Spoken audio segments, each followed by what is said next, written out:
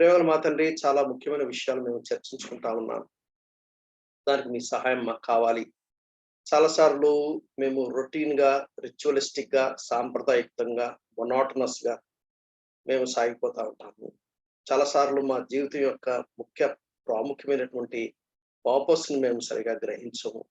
సామూహికంగా ఒక సంఘంగా మేము ఏం చేయాలి? మా కొరకే మీ యొక్క ఎక్స్‌పెక్టేషన్ ఏంటి? చాలా సార్లు మేము వాటిని గ్రహించము. వాక్యం విన్నప్పుడేమో ఏదో చేద్దాం అనుకుంటాం.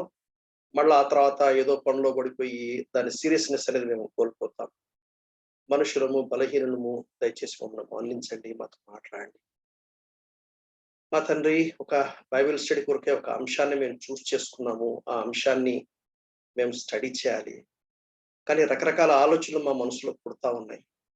కనుక ప్రభా, మరి వేటి గురించి మేము ధ్యానం చేయాలా? వేటి గురించి మేము చర్చించుకోవాలి? వేటి గురించి మేము ఆలోచించాలి?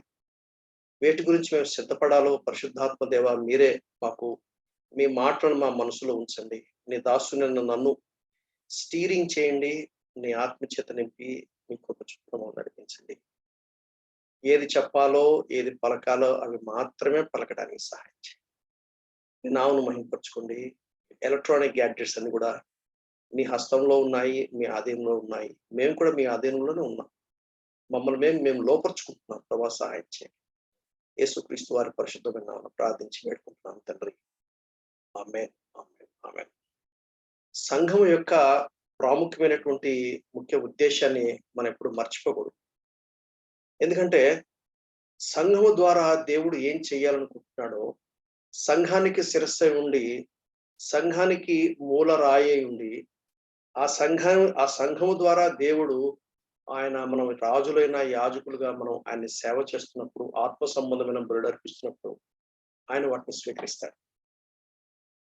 ఈ నేపథ్యంలో పరిశుద్ధాత్మ దేవుడు మనకు సంచకరువుగా అనుగ్రహించబడ్డాడు. పరిశుద్ధాత్మ దేవుడు మనలో ఉంటాడు. ఆయన మనతో ఉంటాడు. మనల్ని నడిపిస్తాడు. మరొక వైపున ప్రభువైన యేసుక్రీస్తు వారు ఆయన ప్రధాన యాజకుడుగా తండ్రి కుడి పార్శ్వన కూర్చుని మన కోసం విజ్ఞాపన చేస్తాడు. ప్రభువైన యేసుక్రీస్తు వారు మనకు ఒక అడ్వకేట్‌గా ఉన్నాడు. మొదటి యోహాను పత్రిక 2వ అధ్యాయంలో మనం చూస్తాం. మనం ఏమన్నా పాపం చేశామా? అప్పుడు మన పక్షంగా వాదించడానికి ఒక అడ్వకేట్‌గా ఉన్నాడు. ఆదరణకర్త అని కూడా రాయబడింది ఇంకొక వర్షన్‌లో. దేవుని వాక్యం ఇచ్చాడు. కృపావరము కలిగిన దైవసేవకులను ఇచ్చాడు. మనల్ని హెచ్చరిస్తా ఉన్నాడు. కాబట్టి ఈ పాండమిక్ సిట్యుయేషన్‌లో మన చుట్టూ ఉన్నటువంటి పరిస్థితులను బట్టి మన స్పందన ఏంటి? వాట్ ఈస్ అవర్ రెస్పాన్స్ అనేది చాలా ప్రాముఖ్యమైనది. మన స్పందన ఏంటి? That is very, very important. ఒక్కసారి మీకు క్విక్‌గా మన రెగ్యులర్ బైబిల్ స్టడీకి వెళ్ళక మునుపు నేను వాటి ఆలోచన మనసులో పుట్టింది గనుక దాని గురించి నేను 2 మాటలు చెప్పి నేను ముందుకెళ్తా. There are 3 primary responsibilities of the church. సంఘానికి బాధ్యతలు చాలా ఉన్నాయి. There are many responsibilities that సంఘానికి చేపట్టవలసి. కానీ దాంట్లో ప్రయారిటీ ప్రకారం చూస్తే 1, 2, 3 అని పెడితే 3 పెట్టొచ్చు. బాగా గుర్తుంది. Number 1, relationship to God through worship. Relationship అంటే it's not just relationship, fellowship with God through worship. దేవుడిని మనం ఆరాధన చేస్తాం. దేవుడిని మనం వ్యక్తిగతంగా కన్ఫరెంట్ చేసినప్పుడు పర్సనల్‌గా దేవుని మనం ఆరాధన చేస్తాం. పర్సనల్‌గా దేవునితో మనం సంబంధము, సహవాసం కలిగి ఉంటాం. ఇది ప్రతి విశ్వాసి ఖచ్చితంగా మనం చూడాలి. ప్రతి విశ్వాసి ఎవరైతే దేవుణ్ణి ఆరాధించే ఆరాధికులుగా ఉంటారో, అటువంటి వ్యక్తులు సంఘముగా సమావేశమైనప్పుడు వాళ్ళందరూ కలిసి అదే నంబర్ 1 ప్రయారిటీ అవుతుంది. సంఘానికి ఎప్పుడు ఫస్ట్ ప్రయారిటీ వర్షిప్పే. కానీ కొంతమంది ఏమంటారంటే సంఘానికి మొట్టమొదటి ప్రయారిటీ సువార్త అంటారు. కానీ ఐ డోంట్ అగ్రీ. నా దాదాపు ఒక 39+ దాదాపు ఒక 40 years I have been working with God. నేను నేర్చుకున్న ఒక పాఠం ఏంటంటే, ఆల్ యాక్టివిటీస్, మనుషులమైన మనము దేవుని పక్షంగా చేసే యాక్టివిటీస్ అన్నిట్లో కూడా ద గ్రేటెస్ట్ యాక్టివిటీ ఏంటిదంటే worship. Worship is something more than prayer. Worship is something more than giving money. Worship is something more than preaching. Worship something more than doing anything in the name of God. అయితే worship అనేది ఏంటి? చాలా మంది అభిప్రాయం ఏంటంటే worship అనేది నోటి మాటల చేత వ్యక్తపరచడం. Not necessarily always. Not necessarily always. Worship అనేది it is an attitude. Worship అనేది ఏంటిదంటే ఆహ్, ఆహ్, ఆహ్, దేవునిని మనం ఎరిగినప్పుడు దేవుని మనం ఎరిగినప్పుడు, లేక దేవునితో మనం సహవాసం కలిగి ఉన్నప్పుడు మనం ఫస్ట్ వచ్చే రెస్పాన్స్ ఏమిటి అంటే వర్షిప్. ఈ వర్షిప్ చేయడానికి the moment we know God, the first thing is gripped with fear. The first thing ఈ గ్రిప్డ్ విత్ ఇస్ ఆసమ్నెస్. దేవుని యొక్క భయంకరమైనటువంటి ఆ ప్రసన్నత, ఆ మ్యాజెస్టీ, ఆ గ్లోరీ, ఆ దేవుని మనం ఎదుర్కొన్నప్పుడు ఫస్ట్ రెస్పాన్స్ ఏంటంటే fall prostrate. That is worship. Worship is surrender. Worship is not just saying few words. Worship అనేది మనం దేవునికి లోపరుచుకుంటాం. దేవునికి మనం లోపరుచుకున్నప్పుడు అప్పుడు ఆ దేవుని ఎరుకలో మనం పలికే మాటలు కూడా ప్రాముఖ్యమైనవి. We should also open our mouth and say that, Lord, you are so and so. That is our relationship and fellowship with God. ఎప్పుడైతే ఒక వ్యక్తిగా మనకు దేవునితో సంబంధం సహవాసం ఉంటుందో అప్పుడు ఆ వ్యక్తి సహవాసం చేయడానికి సాధ్యమవుతుంది. ఎప్పుడైతే సంఘముగా దేవునితో ఇన్ రిలేషన్షిప్ అండ్ ఫెలోషిప్ దేవుణ్ణి ఆరాధిస్తారో అప్పుడు ఫెలోషిప్ సాధ్యమవుతుంది. వర్షిప్ లేకుంటే ఫెలోషిప్ రాదు, సరిగ్గా జరగదు. ఈ ఫెలోషిప్ అనేది దేవుని ఆత్మ ప్రేరేపణ ద్వారా జరిగేది. ఈ ఫెలోషిప్ అనేది క్రీస్తు కేంద్రంగా జరిగేది. ఈ ఫెలోషిప్ అనేది ఇద్దరు వ్యక్తుల మధ్యలో జరిగేది, లేక టూ గ్రూప్స్ మధ్యలో జరిగేది ఫెలోషిప్. ఈ ఫెలోషిప్ అనేది విశ్వాసితోనే ఫెలోషిప్ ఉంటుంది, కానీ విశ్వాసి అవిశ్వాసితో ఫెలోషిప్ ఉండదు. విశ్వాసి లోకస్తుడితో ఫెలోషిప్ ఉండదు. విశ్వాసితో మాత్రమే ఫెలోషిప్ సాధ్యపడుతుంది. విశ్వాసి బ్యాక్ స్లైడర్ తో కూడా ఫెలోషిప్ సాధ్యం కాదు. Only fellowship is possible between two believers, whereas Christ is the center and whereas they are led by the Spirit of God, whereas they are motivated by the Holy Spirit, whereas both of their motive and desire is to glorify God. అప్పుడు వారిద్దరి మధ్యలో fellowship. ఆ fellowship ద్వారా ఏం జరుగుతుందంటే result edification. ఏంటి edification? క్రీస్తు స్వరూపంలోనికి కట్టబడ్డం, మలచబడ్డం, రూపాంతరం చెందడం అంటే జరుగుతుంది. అది దేవుడు సంఘంలో పెట్టినప్పుడు ఒక ప్రిన్సిపల్. అది సంఘంలో జరగాలి. అది జరగకపోతే సంఘము తన ఉనికిని కోల్పోయినట్టే. అదొక క్లబ్ అయినట్టు, లేక అదొక యూనియన్ అయినట్టు, లేక అదొక అసోసియేషన్ అయినట్టు. సంఘం అంటే దానికి క్రీస్తు శిరస్సుగా ఉంటాడు. అంటే శిరస్సు యొక్క ఆధీనంలో సంఘము నడుస్తుంది. శిరస్సు యొక్క కంట్రోల్లో, శిరస్సు యొక్క పెత్తనం, శిరస్సు యొక్క అధికారంలో ఈ సంఘము నడుస్తుంది. క్రీస్తు మూలరాయి ఉంటాడు. అంటే మూలరాయిని తొలగిస్తే మొత్తం క్రాష్ అయిపోతుంది. ఎప్పుడైతే in relationship with God worship and fellowship లో వర్షిప్ అంటే దేవునికి ఇవ్వటం, దేవుని ఆరాధించడం, దేవుని ఎరగటం జరుగుతుందో ఆ సెకండ్ ఏం జరుగుతుందంటే ఫెలోషిప్ జరుగుతుంది. ఈ ఫెలోషిప్ వల్ల ఎడిఫికేషన్ జరుగుతుంది. దాని రిజల్ట్ ఏంటంటే రిలేషన్షిప్ టు అదర్స్, లేక విత్ ద వరల్డ్, ఎవాంజలిజం జరుగుతుంది. So relationship to God, relationship with one another, relationship with the world, దేవునితో ఒకరితో ఒకరు, అలాగే లోకముతో లేక లోకములో దేవుడు మనల్ని పెట్టాడు కనుక అది ఈ మూడు జరుగుతాయి. ఎవాంజలిజం అనేది రెండు కోణాల్లో మనం చూడాలి. ఒకటేమో స్పిరిచువల్ ఆస్పెక్ట్, రెండోదేమో సోషల్ ఆస్పెక్ట్. ఇవి రెండు దే గో బై సైడ్ వాక్యాన్ని కనుక జాగ్రత్తగా పరిశీలిస్తే అవి జరగాలి. అది జరగటం అనేది దేవుని యొక్క సంకల్పం. ఒకవేళ కనుక అది ఫెయిల్ అయింది అనుకోండి, నేను దాని గురించి నేనేం మాట్లాడలేను. I think we are all accountable. అందుకని లీడర్షిప్ ఈజ్ మోర్ అకౌంటబుల్. నాయకుల బాధ్యత అది. నాయకులు ఏం చేస్తారంటే they encourage the people of God, they motivate the people of God, they draw the attention of the people of God. వాళ్ళు హెచ్చరిస్తారు, వాళ్ళు గద్దిస్తారు, వాళ్ళు బుద్ధి చెప్తారు, వాళ్ళు సరి చేస్తారు. సభ్యులు కూడా ఏం చేయాలంటే సంఘ నాయకత్వానికి లోబడాలి. సంఘ నాయకత్వం యొక్క ఆధ్వర్యంలో వాళ్ళు కలిసి వెళ్ళాలి. That's a God's ordained authority structure. ఇది చాలా ప్రాముఖ్యమైనది.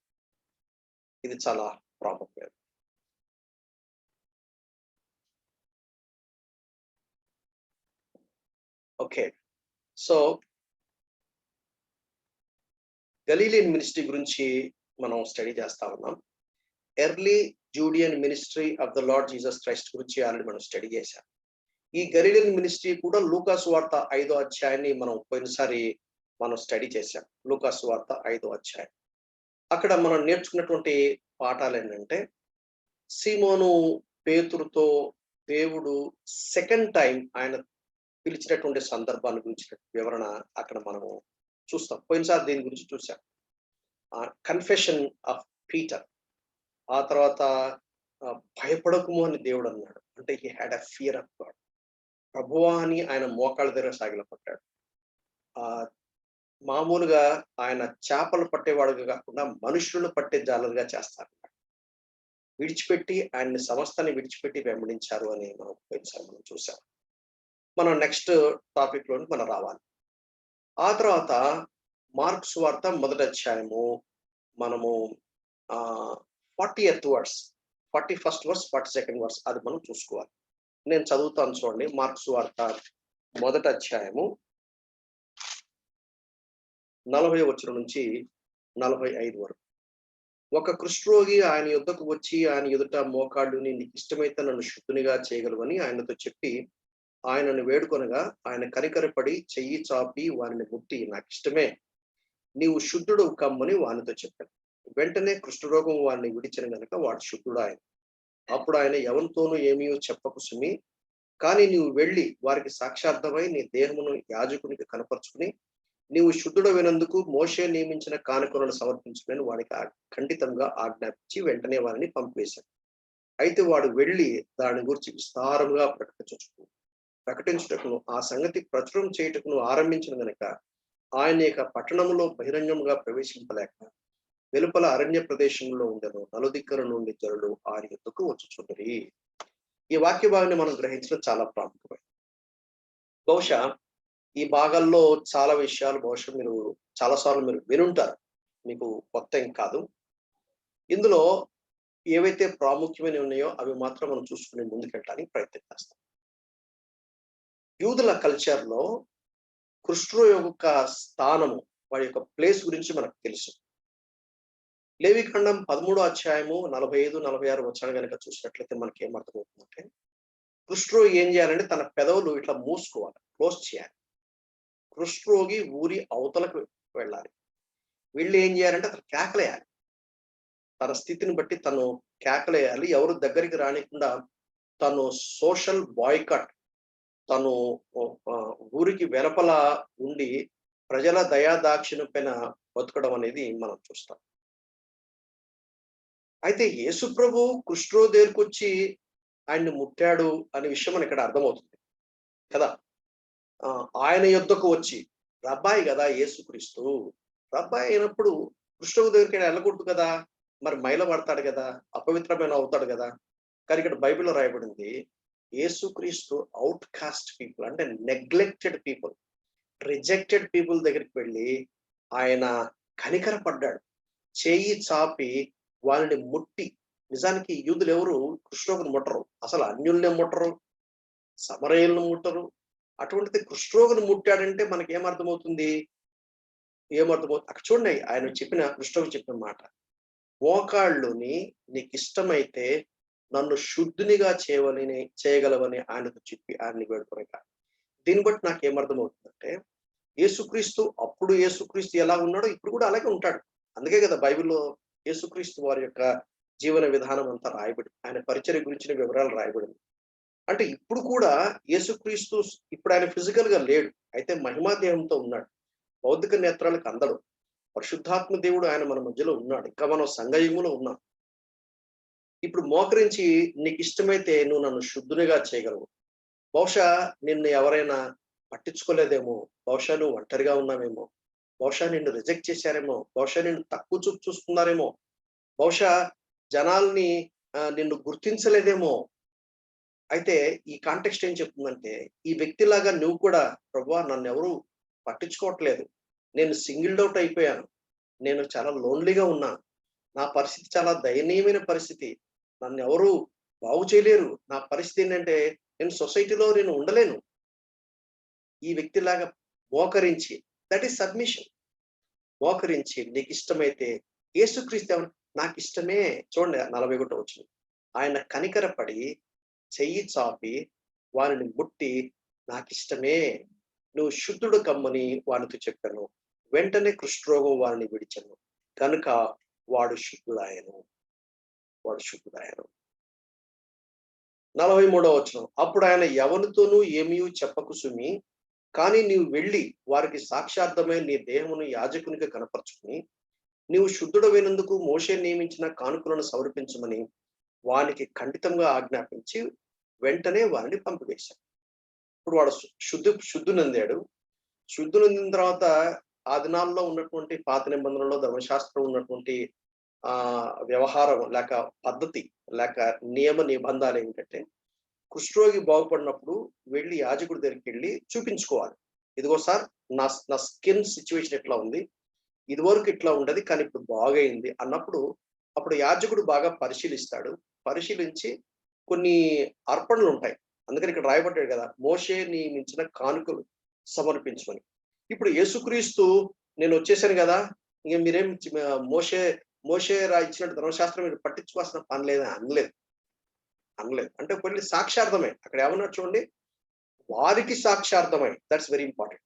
అంటే you go to the temple, you go to the temple, you follow the scripture, you go to the temple, you follow according to the scripture what it is said. ఎప్పుడైతే కొత్త నిబంధన ప్రారంభించిన తర్వాత ఆయన అపోస్తలులను తీసుకుని వచ్చి అప్పుడు సంఘాన్ని కట్టే పని, కొత్త నిబంధన సంఘాన్ని కట్టే పని ప్రారంభించేంత మటుకు ఇదే సిస్టమ్ ఫాలో అయ్యారు. యేసుక్రీస్తు కూడా ధర్మశాస్త్రాన్ని సంపూర్ణంగా నెరవేర్చినాక అప్పుడు ధర్మశాస్త్రం నుంచి కృపలకు షిఫ్ట్ చేశాడు. కాబట్టి ఇంకా ఈ దినాల్లో ఉండే వాళ్ళందరూ ధర్మశాస్త్ర యుగంలో ఉన్నట్టే లెక్క. యేసుక్రీస్తు వారు భౌతికంగా ఉన్నప్పటికీ కూడా, ఎందుకంటే యేసుక్రీస్తు వారు ఏమన్నారంటే you go to the temple అన్నాడు. యేసుక్రీస్తు కూడా సమాజ మందిరానికి వెళ్ళాడు, వాళ్ళతో పాటు సమాజ మందిరానికి వెళ్ళాడు. వాళ్ళు ఆచరించినట్టుగా పస్కా ఆచరించాడు. దేవుని వాక్యాలు అవన్నీ మనం చూస్తాం. అయితే ఇక్కడ ఒక మాట గమనించండి, నీవు శుద్ధుడైనాక మోషే నియమించిన కానుకలను సమర్పించడం మనకి చెప్పి ఇంకేమన్నాడు, వాడిని ఆజ్ఞాపించి పంపివేశాడు. లేవికాండంలో 14వ అధ్యాయంలో దాని గురించిన వివరణ అంతా మనం చూస్తాము. అయితే ఇక్కడ వాడు ఏం చేసినట్టుగా నేను తర్వాత 2 స్లైడ్లో రాయలేదు, ఇక్కడ ఏం చేసినట్టుగా చూస్తాము. ఏమన్నాడు చూడండి, 43వ వచనం. ఎవనితోనూ ఏమీ చెప్పకు సుమి అన్నాడు కదా.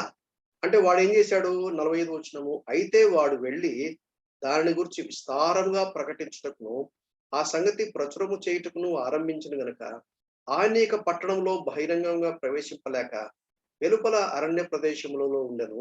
నలుదిక్కల నుండి జనులు ఆయనతో కూర్చుంటారు. ఇప్పుడు ఇదివరకేమో వాడికి కుష్ఠరోగం ఉన్నప్పుడేమో మోకరించాడు, కుష్ఠరోగం బాగైంది. ఇప్పుడు ఏం చేస్తున్నాడు, యేసు ప్రభు చెప్పినట్టు చేయాలి కదా. కానీ వాడేం చేస్తున్నాడు, స్పష్టంగా చెప్పాడు, ఎవరితోనూ ఏమీ చెప్పొద్దు, నువ్వు యాజకుడు మాత్రం చెప్పు, యాజకుని దగ్గర కనపరుచుకో. ఆ తర్వాత యాజకుడు డిక్లేర్ చేసిన తర్వాత ఈ కానుకలు అర్పణలు అర్పించిన తర్వాత సొసైటీలోకి వచ్చి ఆయన నార్మల్ గా జీవించవచ్చు.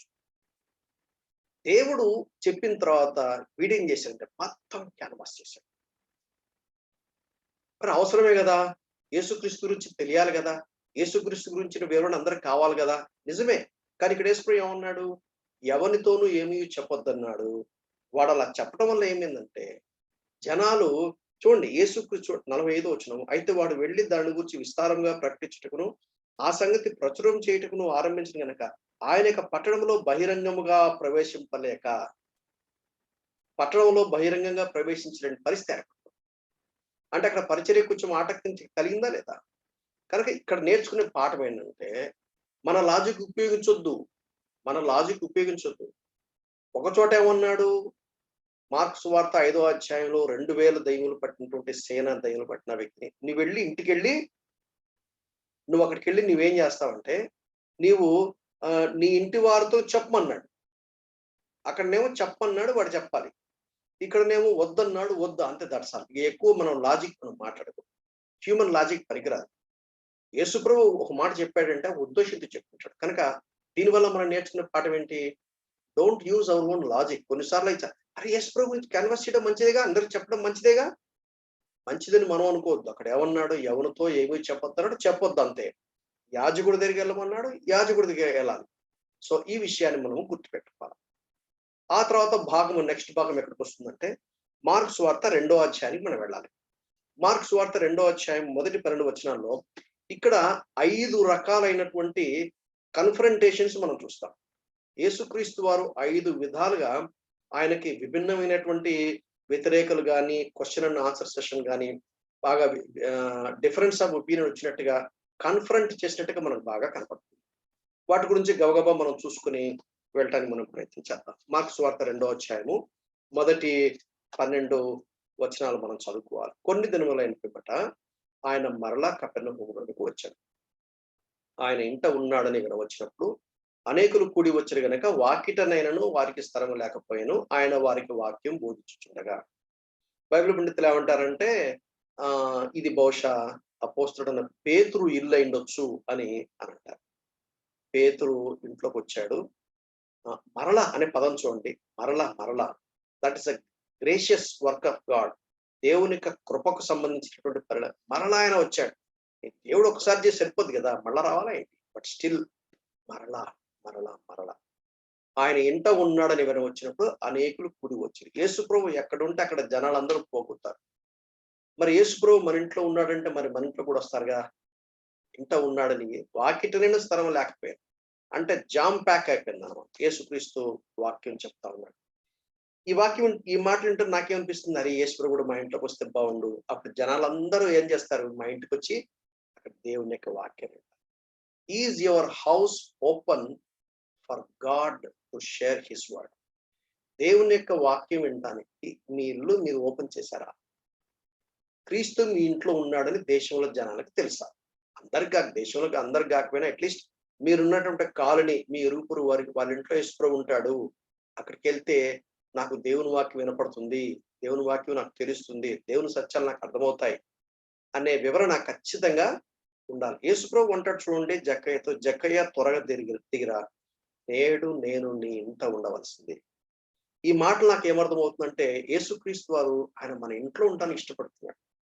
ఆయన మన ఇంట్లో ఆయన ఒక గెస్ట్ లా కాదు. Christ is the guest of our home అని కొంతమంది రాస్తారు. No, he is not the guest, is the host of the home. మన ఇల్లు కట్టుకోవాలంటే ఆయన ఇంటికి కేంద్రంగా ఉండాలి. ఆయన మన ఫ్యామిలీకి ఆయన కేంద్రంగా ఉండాలి.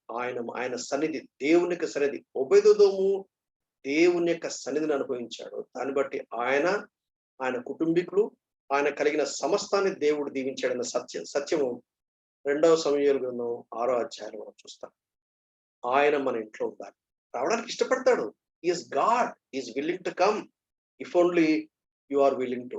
ఎప్పుడైతే ఆయన మన ఇంట్లో ఉంటాడో, ఇంట్లో ఉంటే ఏమవుద్ది? దేవుని వాక్యం మనకు అర్థమవుతుంది. 3వ వచనం, కొందరు పక్షవాయువు గల ఒక మనిషిని నలుగురు చేత మోయించుకొని ఆయన యుద్ధకు వచ్చి చాలా మంది కూడి ఉన్నందున వారు ఆయన యుద్ధకు చేరలేక ఆయన ఉన్న చోటికి పైకి ఇంటి కప్పు విప్పి సందు చేసి పక్షవాయువు గల వారిని పరుపుతోనే తిప్పి. ఇది కొంచెం కష్టంగా అనిపిస్తుంది. యేసుప్రభు మన ఇంట్లోకి వస్తే ఓకే, బట్ టెర్రస్ పైన పైకప్పు కనుక తీయటం ఏంటి? ఆ దినాల్లో ఇప్పుడున్నట్టుగా ఆర్సిసి ఉండేది కాదు. ఆ దినాల్లో వాళ్ళు బహుశా మట్టితో చేస్తారో పెంకుతో చేస్తారో మనకు తెలియదు, కానీ బట్ తీయటానికి మాత్రం డిస్మాంటిల్ చేయడానికి అనుకూలంగానే ఉందని మనకు అర్థమవుతుంది ఈ వాక్యం చదివినప్పుడు. ఒక వ్యక్తి స్వస్థత పొందడానికి ఇల్లు పైకప్పు తీయించడానికి ఇష్టపడతారా? పైకప్పు తీయించడానికి ఇష్టపడతారా? కొందరు ఇళ్లలో చాలా ముచ్చటగా ఉంటుంది. అంటే క్రైస్తవుల ఇళ్లలో అది మనకు కనపడదు, కానీ క్రైస్తవేతర ఇళ్లలో వాళ్ళు ఏం చేస్తారంటే ఇది పూజా గది అని అంటారు, ఇది దేవుడి గది అని. అంటే ఒక స్పెషల్ కేటాయిస్తారు. ఐ స్టిల్ రిమెంబర్, నేను ఐ కెనాట్ ఫర్గెట్.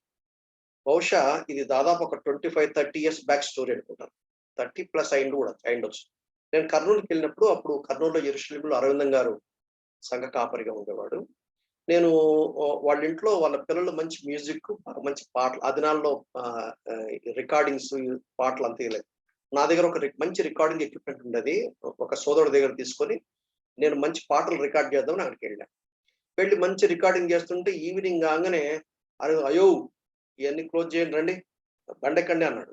బండెక్కండి అంటే ఇంకా ఆయన చెప్తే ఎవరేం మాట్లాడు, అన్ని గబగబన్నీ ప్యాక్ చేసి బండెక్కి కూర్చున్నాను. కూర్చున్న తర్వాత మెల్లగా నాకేం చెప్తున్నాడు అంటే, ఇగో మనం ఈరోజు ఒక మీటింగ్కి వెళ్తున్నాము. అది హౌస్ డెడికేషన్. నువ్వే వాక్యం చెప్పారన్నాడు. గుండె బయలుపోయింది. నేను ఎవరొస్తున్నాయి అంత పెద్ద లేదు లేదు. అయ్యో అంకుల్ నేనేంటి, నేను చాలా చిన్న వ్యక్తిని, నాకు వాక్యం సరిగ్గా తెలియదంటే, దేవుడు కట్టటోళ్ళ కావనయ్యా, నీకు ఒక 10 నిమిషాలు టైం ఉంది, లేక అక్కడికి వెళ్ళిన తర్వాత కూడా ఓ 2, 3 పాటలు పాడతాము, కనీసం ఒక అరగంట 45 నిమిషాలు టైం ఉంటది, నువ్వు ప్రార్థన చేసుకో, దేవుడు నీకు ఇస్తాడు అంటూ ఏం చెప్పాలో నాకు అర్థం కాలేదు. పైగా పెద్ద మనిషి అరవిందం గారు లాంటి గొప్ప సేవకుడి దగ్గర నేను వాక్యం చెప్పడం అంటే, బహుశా అప్పుడు నా వయసు అరౌండ్ 30 అంతే, 30 అంటే డెఫినెట్లీ 30+. నౌ ఐఎమ్ 63, 30 ఆ ఏజ్ లో ఉంటాను బహుశా. అప్పుడు నాకు సడన్ గా నాకు ఇదే ఒక థాట్ వచ్చింది. ఏం థాట్ వచ్చిందంటే, అన్యులు వాళ్ళు దేవుడి కోసం ఒక స్థలాన్ని కేటాయిస్తారు. దేవుడి కోసం అంటే అక్కడ గడపాలి, ఆ ఏరియాని చాలా కేర్ఫుల్ గా వాళ్ళు హ్యాండిల్ చేస్తారు. నేను అనుకుంటాను క్రైస్తవులకు కనీసము దేవుని మీద వాళ్ళకున్నంత గౌరవం మనకు లేదనుకుంటా. అంటే దేవుని గురించి విని విని విని చాలా లైట్ గా తీసుకుంటున్నామేమో నాకు అనిపించింది. దాన్ని ఆధారం చేసుకుని వెంటనే దేవునికి నీ జీవితంలో, నీ లైఫ్ లో, మీ ఇంట్లో ఏ స్థానం ఇస్తారో అనే దాని మీద మాట్లాడాను. I wonder, I don't know what I have spoken. ఈనాడు మళ్ళా నేను జ్ఞాపకం చేస్తాను. జీవం గల దేవుడు మీ ఇంట్లో ఉండడానికి ఇష్టపడితే మీరు ఆ దేవునికి ఏ స్థానం ఇస్తారు? పాత నిబంధనలో దేవుని యొక్క సన్నిధికి గుర్తు ఏమిటంటే మందసం. మందసము ఎక్కడుంటుంది? హోలీ ఆఫ్ హోలీస్ ఉంటుంది. దేవుడు మీ ఇంట్లో ఉండాలంటే మీలో ఎలా ఉండాలి? It should be holy of holies. అంటే ఇంట్లో మెయింటెనెన్స్ అంటే శుభ్రంగా ఉండడం మాత్రమే కాదు, శుభ్రంగా ఉండాలి, నో డౌట్. ఇల్లు ఎంత క్లీన్ గా ఉండాలో, ఎంత శుభ్రంగా ఉండాలో, ఒక్కొక్కసారి ఇల్లు ఎలా ఉండాలంటే ఆపరేషన్ థియేటర్ లో ఎంత క్లీన్లీనెస్ మెయింటైన్ చేస్తారో అంత క్లీన్లీనెస్ మెయింటైన్ మంచిది.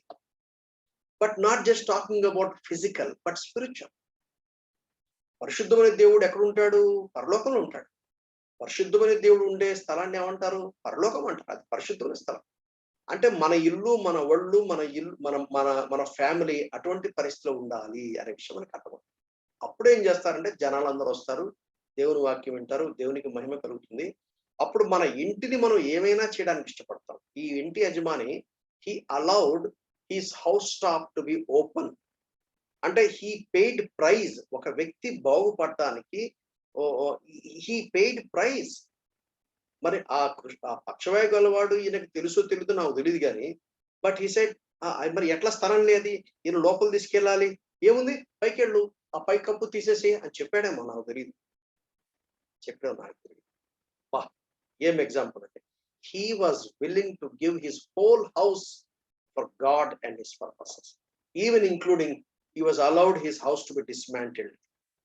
What a lesson, what a lesson. సరే, 5వ వచనంకి వస్తేప్పటికి, యేసు వారి విశ్వాసం చూసి, ఎవరి విశ్వాసము? నలుగురు వ్యక్తులు ఎవరైతే ఆ వ్యక్తిని పైనుంచి కిందికి దింపుతా ఉన్నారో, ఈయన వాక్యం చెప్తా ఉన్నాడు. ఆ టైంలో కనుక నా ఓటాడు ఉంటే, ఏమయ్యా వాక్యం చెప్తుంటే డిస్టర్బ్ చేస్తారేంటి అని వాడి గ్యారంటీ. వాక్యం చెప్పేటప్పుడు మీరేంటి ఎంత డిస్టర్బ్ చేస్తా ఉన్నారు, డోంట్ డిస్టర్బ్ ప్లీజ్, మీకు కావాలంటే తర్వాత రాపండి అని చెప్పిండే వాడినేమో. కానీ యేసు అలా చెప్పలా. అలా వారి విశ్వాసం చూసి, కుమారుడా నీ పాపములు క్షమించబడి ఉన్నామని పక్షవాయ గలవాడు. శాస్త్రుల్లో కొంతమంది అక్కడ కూర్చున్నారు. అప్పుడు వెంటనే వాళ్ళు ఏమన్నారంటే, ఇతడు ఇట్టెందుకు చెప్పుచున్నాడు, దేవదూషణ చేయుచున్నాడు కదా, దేవుడు ఒక్కడే తప్ప పాపమును క్షమించగలవాడు ఎవడని తమ హృదయములు అనుకుంటా ఉంటారు. వెంటనే వీళ్ళకు క్వశ్చన్ వచ్చింది. ఒక వైపున చెప్పాలంటే what they said is right. ఏమిటి? దేవుడొక్కడే పాపములు క్షమించడానికి అధికారం కలిగిన వాడు. But the second one is wrong. దేవదూషణ చేస్తున్నాడు అనేది రాంగ్. ఎందుకంటే హీఈస్ గాడ్. అయితే వాళ్ళు యేసును మెస్సయ్యగా అంగీకరించలేదు. వాళ్ళు యేసును దేవునిగా అంగీకరించలేదు. ఎంతసేపు వాళ్ళు భౌతిక సంబంధమైన దృక్పథాలతో చూస్తూ, ఈయన కార్పెంటర్ యోసేపు కుమారుడు కదా, అన్నదమ్ములు అక్క చెల్లెళ్ళు మనకు తెలుసు కదా, ఈయన సమాజ మందిరానికి రెగ్యులర్ గా వచ్చేవాడు కదా, ఈ 30 years ఏం మాట్లాడకుండా సడన్ గా ఇప్పుడు నేను దేవుడు అంటాడేంటి, అది ఎట్లా కుదురుతుంది అని చెప్పేసి వాళ్ళు బహుశా ఆలోచించారేమో. అది ఒక ఎత్తు. రెండో ఒక ఎత్తు ఏంటంటే, ఇప్పుడు వాళ్ళు ఎందుకు తీసుకొచ్చారు ఈ వ్యక్తిని? స్వస్థత కోసం తెచ్చారు. ఇక్కడ యేసుప్రభు ఏమంటున్నాడు? నీ పాపములు క్షమించబడవి. వాళ్ళకి కావాల్సింది స్వస్థత. అయితే ఇక్కడ యేసుప్రభు ఇస్ అ ప్రయారిటీ. ఇక్కడ యేసుప్రభు ఏం చెప్తున్నాడంటే ప్రయారిటీ నంబర్ 1 ఈజ్ పాపములు క్షమించబడ్డం. ఆదినాల్లో మరొక ఆనవాయితీ ఏమిటంటే ఈ పరిసయ్యులు గాని శాస్త్రులు వాళ్ళు ఏం చెప్పేవాళ్ళంటే నువ్వు పాపం చేశావు కాబట్టి నీకు రోగం వచ్చింది. నువ్వు పాపం చేశావు, నువ్వు ఏదో చేసి ఉంటావు కాబట్టి నీకు రోగం వచ్చింది అనే తాత్పర్యం కూడా అదనంలో ఉండేది. ఇప్పుడు యేసుప్రభు ఏమంటున్నాడంటే నీ పాపములు క్షమించబడ్డాయి, నీ పాపములు క్షమించబడ్డాయి. చూడండి 8వ వచనంలో వారు తమలో తాము ఈలాగున ఆలోచించుట యేసు వెంటనే తన ఆత్మలో తెలుసుకొని ఆమ్నిసియంట్ గాడ్, దేవుడు పాపములు క్షమించేవాడు మాత్రమే కాకుండా హీజ్ అ సేవియర్, ఆయన రక్షకుడు. హీజ్ ఆమ్నిసియంట్, సర్వజ్ఞానం కలిగిన వాడు. ఎవరు కూడా ఇతరులను గురించి సిఫార్సు చేసిన పని లేదు, రికమెండేషన్ చేసిన పని లేదు, లేక రెఫర్ చేసిన పని లేదు, ఇన్ఫర్మేషన్ ఇవ్వాల్సిన పని లేదు. He knows from end to the beginning because he's ఆమ్నిసియంట్. మన హృదయాల్లో వచ్చే ఆలోచన ఆయన గుర్తుపడ. అందుకని we cannot hide our thoughts from the presence of God. మన తలంపులు, మన ఆలోచనలు, మన attitude, nothing can be hidden from God. అందుకనే మనము దేవుని సన్నిధిలో నిలుస్తున్న ఒక సీసీటీవీ ఉన్నప్పుడు ఆ సీసీటీవీ ఎదురు వెధవేషాలు వేస్తారా? రికార్డ్ అవుతుందని తెలిస్తే వెధవేషాలు వేస్తారా? ఎయ్యరు. అందుకనే when you recognise the presence of God, when you try to experience the presence of God, your lifestyle is different. యేసు నీ ఇంట్లో ఉన్నాడంటే నీ ఇంట్లోనే నీ లైఫ్ స్టైల్ డిఫరెంట్. నువ్వు మందిరంలో ఉన్నప్పుడు దేవుని సన్నిధి ఉంది కాబట్టి అదే దేవుని సన్నిధి నీ ఇంట్లో ఉన్నప్పుడు మందిరంలో ఎలా ఉంటావు, ఇంట్లో కూడా అలా ఉంటావు. అంటే మందిరంలో తెల్లబట్టలు వేసుకుంటారు కాబట్టి ఇంట్లో తెల్లబట్టలు వేసుకోవాలని తాత్పర్యం కాదు అక్కడ. నా పాయింట్ ఏంటంటే your attitude, your life style. నువ్వు ప్రైవేట్ లో ఎలా ఉంటావో పబ్లిక్ లో అలా ఉంటావు, నువ్వు పబ్లిక్ లో ఎలా ఉంటావు నువ్వు ప్రైవేట్ లో అలా ఉంటావు. That is very important. అప్పుడు యేసుప్రభు అన్నాడు పక్షవేగాలతో, నీ పాపులు క్షమించబడని చెప్పడం సులభమా, లేచి నీ పరుపెత్తుకుని నడవమని చెప్పడం సులభమా? ఏది సులభం? నీ పాపులు క్షమించబడ్డాయని చెప్పడం సులభమా, లేచి నీ పరుపెత్తుకుని నడవమని చెప్పడం సులభమా? దీని గురించి కనుక కొంచెం అనాలిసిస్ చేస్తే మనకేం అర్థమవుతుంది? పాపములు క్షమించబడ్డాయా లేదా అనేది మనకి ఎక్కడ తెలుస్తుంది? తెలియదు. కానీ లేచి నిలవబడినప్పుడు ఒక మిరకల్ జరిగితే everybody will know. But it is also true, పాపములు క్షమించబడితే జీవితంలో వ్యక్తి పరివర్తన వస్తుంది. ఒక పాపి పరిశుద్ధుడు అవుతాడు, అది కూడా కనపడుతుంది. But it will take time. కానీ లేచి పరిగెత్తి నడిచినప్పుడు వెంటనే ఒక మిరకల్ తెలుస్తుంది. కానీ చెప్పాలంటే పాపములు ఎప్పుడు క్షమించబడతాయి? పాపములు క్షమించబడాలంటే క్రయం చెల్లించాలి. క్రయం చెల్లించకుండా పాపములు క్షమించబడడానికి వీల్లేదు కదా. ఇక్కడ యేసుప్రభు ఏమంటాడంటే పాపములు క్షమించుటకు మనుష్య కుమారునికి అధికారం కలదు అని మీరందరూ తెలుసుకోవాలన్నాడు.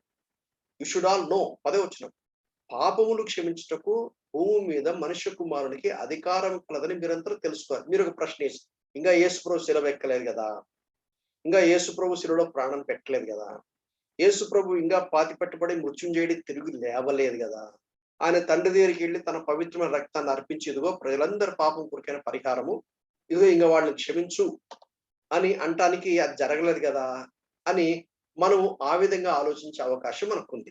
అయితే టెక్నికల్ గా చిన్న రీజన్ ఏంటంటే మనం మర్చిపోకూడని ఒక సత్యం ఏంటంటే ఇక్కడ యేసుక్రీస్తు ఫిజికల్ గా మానవ అవతారం ఎత్తినాడు గనక ఓకే, ఆయన మానవుడుగా 100% మానవుడుగా ఉన్నాడు. But at the same time he is God, 100% God. అంటే దేవుడుగా అప్పుడు స్టార్ట్ అవ్వాలా. చాలా మంది ఏమనుకుంటారంటే యేసుక్రీస్తు దేవుడు అయితే 2000 సంవత్సరాల క్రితం ఎవరున్నారండి అని అంటారు. 2000 సంవత్సరాల క్రితం ఏ దేవుడైతే ఉన్నాడో ఆ దేవుడే యేసు అనే పేరుతో మానవ అవతారంలో వచ్చాడన్న సంగతి మనం చెప్పాలి. He is God. అంటే బై డెఫినేషన్ దేవుడు ఎవరు? స్థలానికి, పదార్థానికి, సమయానికి అతీతుడు. He is beyond time, space, matter. కాబట్టి దేవుడికి ఎప్పుడు కూడా ప్రజెంట్ ఉంటది కానీ పాస్ట్, ఫ్యూచర్ ఉండదు. దేవుడికి హిస్టరీ ఉండదు, దేవుడికి ఫ్యూచర్ ఉండదు. ఐ యామ్ అని అంటాడు. కాబట్టి యేసుప్రభు ఆ మాట చెప్పగలిగాడు. మనకు అర్థం కాదు, because we are in 3 dimensional domain లో ఉన్నాం కనుక మనకి ఈ విషయాలు మనకు అర్థం కాదు. కాబట్టి టెక్నికల్ గా యేసుప్రభు ఏదైతే చెప్పాడో 100% యాక్యురేట్. మనకు 2 కష్టమే. నీ పాపులు క్షమించమని చెప్పడం కష్టమే, నువ్వు లేచి నీవు పరిపెత్తుకు రెండు మనకు కష్టమే. కానీ యేసు ప్రభువుకు ఆయన ప్రాణము కలువరి శిలువలో, అందుకనే జగత్తు పునాది వేయబడక మునిపే వధించబడినట్టుండిన గొర్రె పిల్ల అన్నాడానికి కారణం అంటే ఇదే. Because God is beyond time space matter. As far as God is concerned, it is slain. As far as human beings are concerned, 3 dimension ఉన్న మనకేంటంటే 2000 years బ్యాక్ జరిగిన స్టోరీ. కాబట్టి పక్షవాయు గలవాన్ని చూచి నువ్వు లేచి నీ పరిపెత్తుకుని నీ ఇంటికి పొమ్మని చెప్తున్నాడు. తక్షణమే వాడు లేచి పరుపెత్తుకొని వారందరి ఎదుట నడిచిపోయిన గనక వారందరూ విభ్రాంతి నుండి మనం ఇలాంటి కార్యములను ఎన్నడూ చూడలేదని చెప్తూ దేవుని మహిమపరచాలి. ఒకవేళ అది పేతురు ఇల్లే అయి ఉండొచ్చేమో బహుశా. పేతురు తన ఇంటిలో దేవుని మహిమపరిచాడు. పేతురు తన ఇంట్లో కొంతమంది ప్రజలు ఇంటికి రావడానికి, దేవుని యొక్క వాక్యం వినటానికి, దేవుని సత్యం తెలుసుకోవడానికి, అంత మాత్రమే కాకుండా ఒక వ్యక్తి స్వస్థపరచబడడానికి he paid price, he sacrificed. దేవునికి మహిమ కలిగింది. అంటే యేసుక్రీస్తు ఒక రక్షకుడుగా అనేకుల మధ్యలో ఆయన మహిమపరచబడ్డాడు. శాస్త్రుల ప్రశ్నలకు జవాబు దొరికింది అక్కడ. సో మొట్టమొదటి కన్ఫ్రంటేషన్, ఈయన దేవదూషణ చేస్తున్నాడు కదా అని వాళ్ళు అన్నారు. యాక్చువల్గా దేవదూషణ ఆయన చేయలేడు. పాపము లేనివాడు, పాపము ఆయనలో లేదు, పాపము ఆయన ఎరగడు అని దేవుని యొక్క వాక్యం చెప్తుంది. మనం ఏం నేర్చుకుంటాము? దేవుని యొక్క సన్నిధి ఎక్కడైతే ఉంటుందో హీ విల్ అట్రాక్ట్ పీపుల్. వెలుగు ఎక్కడుంటుందో అక్కడ వెలుగు పురుగులు ఉంటాయి. యేసుక్రీస్తు కనుక మన ఇంట్లో ఉంటే అక్కడ దేవుని యొక్క వాక్యము వినపడుతుంది. సర్వసాధారణంగా హౌస్ డెడికి ఇచ్చినప్పుడు ప్రార్థన చేసే వాళ్ళని కూడా అదే ప్రార్థన చేస్తాం. ప్రభువా నీ సన్నిధి ఇక్కడ ఉండాలి, ప్రభువా ఇక్కడ దేవుని వాక్యం ప్రకటించబడాలి, ప్రభువా ఇక్కడ సువార్త ప్రకటించబడాలి, ప్రతి విశ్వాసి ఇంట్లో జరగాలి. ప్రియమైన సహోదరి సోదరులు, మనం ఈ అభ్యాసం మానేశాం. ఏదో ఆవేశంతో ఇప్పుడు క్రిస్మస్ నాడు మళ్ళీ మొదలు పెడతాం, డిసెంబర్ నెలలో మొదలు పెడతాం. కానీ నన్ను అడిగితే వారం పొడుగుతా కాటేజ్ మీటింగ్స్ జరుగుతూ ఉండాలి. కాటేజ్ మీటింగ్ జరుగుతుండాలి. ఆ నైబర్స్ మనం ఇన్వాల్వ్ చేయాలి. మళ్ళీ కాటేజ్ మీటింగ్స్ అంటే మళ్ళా విశ్వాసాలు వస్తారు, మళ్ళీ వాళ్ళు పెట్టే తిండి తినిపోతారు. నన్ను అడిగితే కాటేజ్ మీటింగ్స్ లో సంఘం నుండి ఒకరు లేక ఇద్దరు లేక ముగ్గురు రావాలి. మొత్తం వాళ్ళ ఫ్రెండ్స్ వాళ్ళ ఫ్యామిలీసే ఉండాలి. ఉండి ఏం చేయాలంటే స్వార్థ ప్రకటించాలి. ఒక్క వ్యక్తి కోసమైనా సరే it is worth spending anything. So కాబట్టి ఈ ప్రాక్టీస్ మనం చేయాలి. ఒకరి విశ్వాసం వలన మరొకరు రక్షించబడతారు. ఆయన మన విశ్వాసం చూస్తాడు. Jesus will see our faith and sacrifice. తర్వాత మొట్టమొదట ఆత్మీయ స్వస్థత, తర్వాత భౌతిక స్వస్థత. Priority is very important. First పాపములు క్షమించబడడం అవసరం, తర్వాత ఫిజికల్ గా మనకు స్వస్థత కలిగిందా లేదా తర్వాత. ఎందుకంటే ఒకవేళ ఈ భూమి మీద ఒక వ్యక్తి మాక్సిమం ఎంతకాలం జీవిస్తాడు? Maximum 120 years. క్వశ్చనే లేదు. 80, 90 కూడా టచ్ అవ్వడం కష్టమే. ఒక 100 వేసుకోండి. కాబట్టి ఒకవేళ స్వస్థత లేకుండా జీవించిన ఒక 20 ఏళ్ళు, 30 ఏళ్ళు, 40 ఏళ్లే కానీ ఇటర్నిటీలో మనం జీవిస్తాంగా. కాబట్టి don't focus on physical healing, focus on spiritual healing. That is very important. దేవుడు సర్వం ఎరుగుతాడు. He is omniscient, nothing can be hidden. ఆ విషయాన్ని మనం మర్చిపోం. ఒకరు రక్షించబడ్డానికి మరొకరు క్రయం చెల్లించాలి. We have to pay price. Nothing is free. ఇది నాలో praise the Lord, thank you brother అని చెప్పేసి కేసు క్లోజ్ చేస్తారు. We don't want to pay price. దేవుడు మహిమపరచబడాలి. God must be glorified. Everybody should know, let all people know that Jesus has authority to forgive sins. That is our responsibility. మన బాధ్యత ఏంటంటే let everyone know that only Jesus has authority and nobody else. అది తెలుసుకునేటట్టు మనం ఏం చేయాలంటే do all what we can. Jesus is not only healer, he is a savior and he is omniscient. ఆ విషయాన్ని మనం చూస్తాం. ఆ తర్వాత అక్కడ నుండి మనం లూకా సువార్త 5వ అధ్యాయము 20 సేమ్ మార్క్ లో కూడా మనం కంటిన్యూ చేయొచ్చు. సేమ్ పోర్షన్ ఇక్కడ ఉంది. కాకపోతే కొంచెం అక్కడక్కడ కొద్దిగా ఇంపార్టెంట్ పాయింట్స్ ఎక్కడైతే డిఫరెంట్ ఉన్నాయో నేను అక్కడ షిఫ్ట్ అయ్యాను. సేమ్ పాయింట్ మార్క్ సువార్త 2వ అధ్యాయం 13 నుంచి 17 వరకు చూడొచ్చు. అటుపేమట ఆయన బయలుదేరి లేవి అని ఒక సుంకరి మెట్టు దగ్గర కూర్చుండటాను ఒక వ్యక్తి కూర్చున్నాడు. ఆయన పేరు ఏం పేరు అంటే మత్తయి.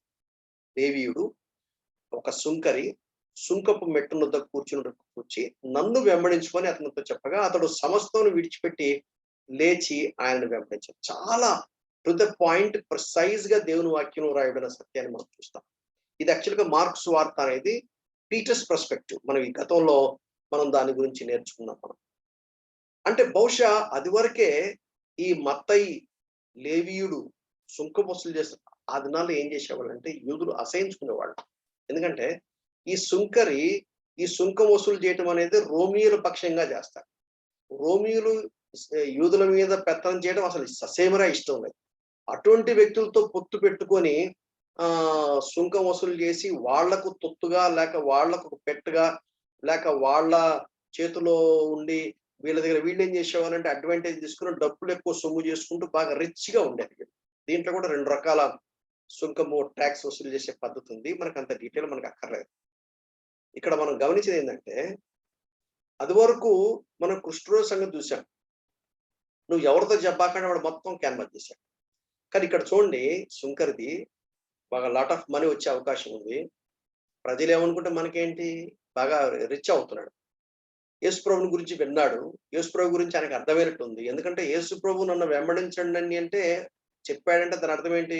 ఊరక చెప్పడం. దాని వెనక అతనిలోని ఆశ చూసించాడు. ప్రజలందరూ ఆయన్ని రిజెక్ట్ చేస్తా ఉన్నారు. But he has maybe some desire. I don't know. అయితే యేసుప్రభు అన్నాడు, నన్ను వెంబడించండి. బైబిల్లో నన్ను వెంబడించండి అని 4 సువార్తల్లో ఎక్కడైనా మీకు కనపడితే దాని అర్థం ఏంటంటే యు బీ మై డిసైపుల్ అని అర్థం. నాకు శిష్యుడుగా ఉండండి అని అర్థం. అయితే ఏం చేశారంటే ఆయన అన్ని విడిచిపెట్టేసి ఆయన వెంబడించాడు. అంటే అర్థం ఏంటంటే ఆయన చేసే ప్రొఫెషన్ వదిలేశాడు. నాకు రిచెస్ లేకపోయింది అని చెప్పేసి వదిలేసి ఆయన యేసు ప్రభువును వెంబడించడం అనేది మనం చూస్తాం. It's very important. వెంబడించి వెంటనే ఏం చేశారంటే 29వ వచనం, ఆ లేవి తన ఇంట ఆయనకు గొప్ప విందు చేశాను. సుంకర్లను ఇతరులను అనేకులు వారితో కూడా భోజనమునకు కూర్చుంటది. మత్తయి సువార్తలు చూస్తే పాపులు అని రాయబడింది. పాపులు అంటే వీళ్ళు ఏం చేసేవాళ్ళు అంటే ఈ శాస్త్రులు కానివ్వండి, పరిచయులు కానివ్వండి, సద్దుకాయులు కానివ్వండి, ఎవరైతే ధర్మశాస్త్రం విషయమే ఎక్కువగా పట్టించుకోరో, ధర్మశాస్త్రాన్ని ఎక్కువగా పాటించరో వాళ్ళందరినీ పాపులు అనేవాళ్ళు. ధర్మశాస్త్రాన్ని నిష్టగా పాటించే వాళ్ళనేమో వాళ్ళకు ఒక పేరు పెట్టేవాళ్ళు. కానీ ధర్మశాస్త్రాన్ని నిష్టగా పాటించకుండా సమాజ మందిరాలకి రాకుండా దేవుని ధర్మశాస్త్రాన్ని గురించినటువంటి పట్టింపు లేని వాళ్ళందరినీ వాళ్ళు చాలా చిన్న చూపు చూసేవాళ్ళు. సుంకర్లు ఇతరులు అనేకులు వారితో కూడా భోజనానికి ఎందుకు పిలిచుంచాడు భోజనానికి వాళ్ళని? యేసు ప్రభు తనను వెంబడించమని చెప్పినప్పుడు he was so excited. He wanted to share his joy with others. ఈ రెండవ సందర్భంలో కూడా మనం ఏం చూస్తామంటే again Jesus in the house, ఇంట్లో ఉన్నాడు. రెండవ సందర్భంలో కూడా యేసుప్రభు మళ్ళా ఇంట్లో ఉన్నాడు. ఇక్కడ మనం ఏం చూస్తామంటే యేసుప్రభు వారితో పాటు భోజనం చేస్తా ఉన్నాడు. వాట్ ఏ వండర్ఫుల్ సీన్ అంటే దేవుడు మనతో పాటు కూర్చొని ఆయన భోజన సహవాసంలో అమేజింగ్. అంత మాత్రం కాకుండా he invited all his guest. ఒక సెలబ్రేషన్ చేశాడు. యేసు ప్రభువును ఎరిగినప్పుడు యేసు ప్రభువును వెంబడించే వాళ్ళు ఏం చేస్తారు? They celebrate. వాళ్ళు వెంబడించాలంటే వాళ్ళు వదిలిపెట్టాలి. They are feasting and they are rejoicing. ఇక్కడ ఒక చిన్న కన్ఫ్రంటేషన్ మనం చూస్తాం. పరిసయ్యులను వారి శాస్త్రులను అది చూసి సుంకరులతోనూ పాపులతోనూ మీరేలా తిని త్రాగుచున్నారు అని ఆయన శిష్యుల మీద సణిగారు. ఏంటిది? రబ్బీ కదా, పాపులతో సుంకరులతో అందరితో ఇట్లా తిని తాగుతున్నారేంటి అని వాళ్ళు సణిగారు. అప్పుడు యేసు చెప్తున్నట్టు మాట 31 వచ్చిన, అందుకు యేసు, రోగులకే గాని ఆరోగ్యము గల వారికి వైద్యుడు అక్కర్లేదు. ఎంత క్లియర్ స్టేట్మెంట్ చెప్పాడు కదా. యేసు ఏం చెప్తున్నాడు? ఎవరికి వైద్యుడు కావాలని చెప్తున్నాడు? రోగం గల వారికి వైద్యుడు కావాలి అని చెప్తున్నాడు. కానీ కొంతమంది పెంటెకోస్తు సోదరులు ఏమంటారంటే, మనం డాక్టర్ దగ్గరికి పోకూడదండి, మన దేవుడు మనం హీల్ చేయాలండి, గాడ్ కెన్ హీల్, కాబట్టి నేను డాక్టర్ దగ్గరికి పోను అని చెప్పేసి వాళ్ళు ఏం చేస్తారంటే తొందరగా చేస్తారు. కానీ బైబిల్లో యేసు చెప్పాడు, నీకు రోగం వచ్చిందా సంఘ పెద్దలను పిలిపించు, రోగం వచ్చిందా go to the doctor.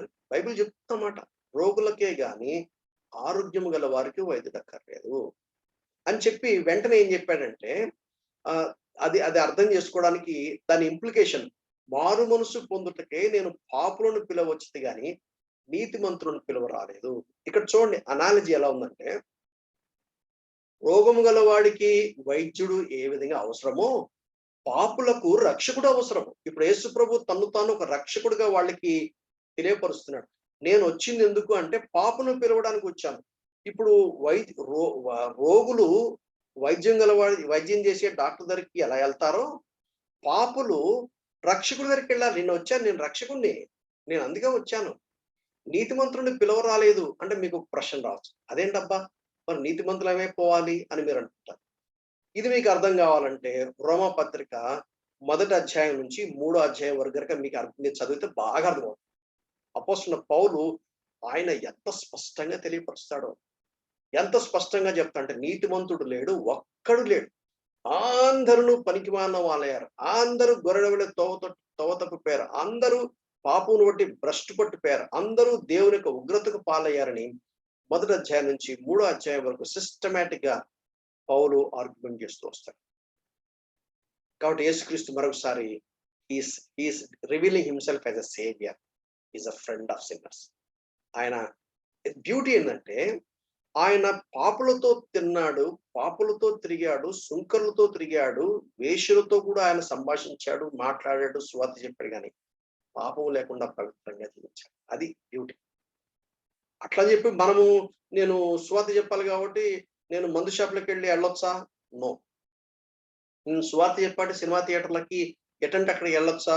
No. అయితే ఒకవేళ నువ్వు వెళ్ళే పట్టయితే ఎట్లుండాలంటే నీవు పాపము చెయ్యకుండా పాపమును అసహించుకోవాలి, పాపిని ప్రేమించాలి.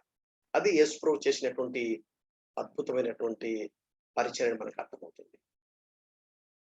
అప్పుడు ఏమన్నాడు యేసు ప్రభు, నేను పాపులను పిలవచ్చి కానీ నీతిమంతులను పిలవ రాలేదు, కనికరమునే కోరుచున్నాను కానీ బలిని కోరను అను వాక్య భాగం ఏమిటో మీరు వెళ్ళి నేర్చుకోండి అన్నాడు. మీరు వెళ్ళి నేర్చుకోండి అంటే ఆయన శాస్త్రులకు పరిచయులకు చెప్తున్నటువంటి మాట. You go and learn. ఎందుకంటే పాత నిబంధనలు చెప్పాడు. హోషే గ్రంథం 6వ అధ్యాయం 6వ వచనంలో చెప్పినటువంటి మాట అది. నేను కనికరాన్ని కోరుతున్నాను, బలిని కోరను. అదే మొదటి సమయంలో 15వ అధ్యాయం 22వ వచనం మనకు తెలుసు కదా, ఏమని బలుల వలన దేవుడికి ఇష్టపడతాడా? దేవునికి విధేయత చూపడం దేవుడు ఇష్టపడతాడా? విధేయత కావాలన్నా బలుడు కావాలా? First obedience and then offerings. So కాబట్టి ఇక్కడ ఏమైందంటే ఈ పరిచయులు ఎక్స్టర్నల్ లాస్ ను, బహిరంగంగా కనపడే దేవుని యొక్క ఆజ్ఞలను పాటించడానికి ప్రయత్నం చేస్తున్నారు, కానీ దానిలో ఇంటర్నలీ వాళ్ళు చేయట్లా. ఎక్స్టర్నల్ గా మనుషులు చూడటానికి, మనుషులకు కనపడటానికి ఓ మతము, ఓ ఆత్మీయత ప్రదర్శిస్తా ఉన్నారు, కానీ ఇంటర్నల్ గా వారి యాటిట్యూడ్ లో కానీ. అందుకనే సున్నము కొట్టిన సమాధులని ఊరకండి దేశం. బయటికేమో సున్నం కొట్టారు, లోపలేమో సముద్రంలాగా కుళ్ళు ఉంది. యేసుప్రభు అదే చెప్తాం. అందుకనే యేసుప్రభు ఏమన్నా అంటే ఆయన లోకములో మనల్ని పెట్టినాడు, లోకములో మనం ఉప్పులాగా ఉండాలి, లోకములో మనం వెలుగులాగా ఉండాలి. కానీ కొంతమంది సిద్ధాంతం ఎలా ఉంటుందంటే అమ్మో లోకము నథింగ్ డూయింగ్, కట్ ఆఫ్. నాకు తెలియక బింగులు అంతే చేసేవాడు, ఎవరితో మాట్లాడేవాడిని కాదు, ఎవరిని దూరం పెట్టేవాడిని, నా పనిది నేను సైలెంట్ గా నేను చేసుకునేవాడిని. నాకు తర్వాత అర్థమైంది అది పొరపాటు. సో కాబట్టి we should not live like legalistic లాగా, పరిశీల్ లాగా మనం జీవించకూడదు, కానీ మనం వీ షుడ్ లివ్. అదివరకు బిగినింగ్ లో ఏ ఫ్రెండ్స్ పెళ్లిళ్ళకి పోయేవాడిని కాదు, లేక చాలా చాలా ఏదో నిష్ఠ అని అనుకునేవాడు. నాకు తెలియదు, నాకెవరు చెప్పలేదు, కానీ వాక్యం చాలా స్పష్టంగా చెప్తుంది. You should have friends. వాళ్ళు ఎవరైనా కావచ్చు, ఏ రిలీజియన్ బ్యాక్గ్రౌండ్ అవ్వచ్చు, ఏ సిస్టమ్ బ్యాక్గ్రౌండ్ అవ్వచ్చు. అయితే పాపిని ప్రేమించాలి, పాపమును ద్వేషించాలి. అక్కడ రాజీ పడడానికి తెలియదు. అక్కడ ఏమన్నాడంటే న్యాయంగా నడుచుకోమన్నాడు, కనికరాన్ని ప్రేమించమన్నాడు, దీన మనసు కలిగి నీ దేవుడిని ప్రదర్శించుకొని పాత నిబంధనలు చెప్పిన మాటలేవి. కొత్త నిబంధనలు కూడా కాదు. కాబట్టి మీకా 6, 6, 7, 8 వచనాల్లో చాలా స్పష్టంగా చెప్తాడు. అంటే నీ కడుపున పుట్టిన బిడ్డను నువ్వు బలిగా అర్పిస్తే దేవుడు అంగీకరిస్తాడా? విస్తార నదులంతా తైలము, విస్తార నదులంతా అవి దేవుడికి అది అంగీకారమా? కాదు. న్యాయంగా నడుచుకోవాలి. కనికరం. వీళ్ళు ఏం చేశారంటే అది వదిలేశారు.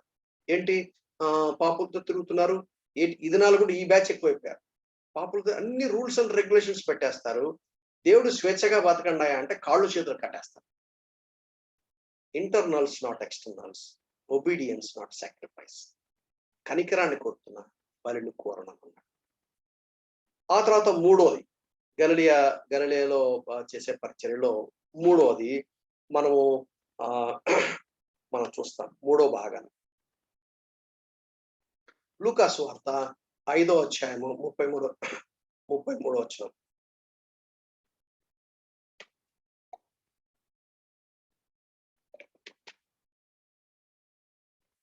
ఐ థింక్ ఈ మూడు చూసేసి మనం ముగించేద్దాం. వారు ఆయనను చూచి యోహాను శిష్యులు తరచుగా ఉపవాస ప్రార్థనలు చేయుదురు, అలాగే పరిసయ్యుల శిష్యులను చేయుదురు, కానీ నీ శిష్యులు తిని త్రాగుచున్నారే అని చెప్పారు. యోహాను శిష్యులు అప్పటికి యాక్చువల్‌గా యోహాను ఆయన జైల్లో వేయబడ్డాడు. ఇంకా శిరచ్ఛేదం జరగాలి. జైల్లో ఉన్నాడు. ఇప్పుడు ఆయన శిష్యులు డిస్టర్బ్ అయ్యారు. కొంతమంది ఏమో యేసుని వెంబడించారు. ఇంకా వీళ్ళు కొంతమంది వెంబడించినట్టు లేరు. వాళ్ళు ఉపవాస ప్రార్థన చేస్తా ఉన్నారు. పరిసయ్యులు కూడా శిష్యులు ఉంటారు. వాళ్ళు కూడా ఉపవాసాలు చేస్తారు. కానీ మీరేంటి తిని తాగుతున్నారే ఇస్ అ గుడ్ క్వశ్చన్. మరి ఏంటి ఉపవాసం చేయాలా చేయకూడదా? యాక్చువల్‌గా పాత నిబంధన కనుక జాగ్రత్తగా పరిశీలిస్తే సంవత్సరానికి ఒక్కసారి ద డే ఆఫ్ అటోన్మెంట్ ప్రాయశ్చిత్తార్థ పండుగ నాడు మాత్రం ఇశ్రాయేలీయులందరూ కూడా ఉదయం నుండి సాయంత్రం వరకు ఉపవాసం ఉండి వారి పక్షంగా ప్రధాన యాజకుడు అతి పరిశుద్ధ స్థలంలోకి వెళ్తాడు గనక వాళ్ళందరూ ఇంట్లో ఉండి ఏం చేస్తారంటే మా పక్షంగా ప్రధాన యాజకుడు వెళ్తున్నాడు, మమ్మల్ని క్షమించండి, మా పాపలు క్షమించండి, వారు తమ పాపములు ఒప్పుకోవాలి. కానీ ఈ పరిశీలన ఏం చేశారంటే దాన్ని యాడ్ చేసి దాన్ని రకరకాల ఎన్నెన్నో లేనిపోని పట్టుకొచ్చి ఉపవాసాలు. ఇప్పుడు కూడా మన దగ్గర అదే తయారైపోయింది. ఫాస్టింగ్. యేసు ప్రభు ఇచ్చిన జవాబు చూడండి. అందుకు యేసు, పెండ్లి కుమారుడు తమతో కూడా ఉన్నంత కాలము పెండ్లి ఇంటి వారి చేత మీరు ఉపవాసములు చేయించగలరా? ఏమండి, ఇంట్లో మ్యారేజ్ సెలబ్రేషన్ జరుగుతుంది. మ్యారేజ్ సెలబ్రేషన్ జరుగుతున్నప్పుడు పెండ్లి కుమారుడితో పాటు కొంతమంది దాన్ని ఏమంటారంటే మామూలుగా మనం చూస్తాం కదా, పెళ్లి కుమారుడితో పాటు ఇద్దరు ముగ్గురు తోటి పెళ్లి కొడుకులు అంటారు, తోటి పెళ్లి కూతుర్లు అంటారు కదా. ఆ విధంగా వాళ్ళందరితో కూడా పెళ్లి కుమారుడితో పాటు వాళ్ళందరూ సెలబ్రేట్ మూడ్ లో ఉంటారు. ఆ టైంలో మీరు ఫాస్టింగ్ గురించి మాట్లాడుతున్నారేంటి అని అంటున్నాడు యేసు ప్రభు.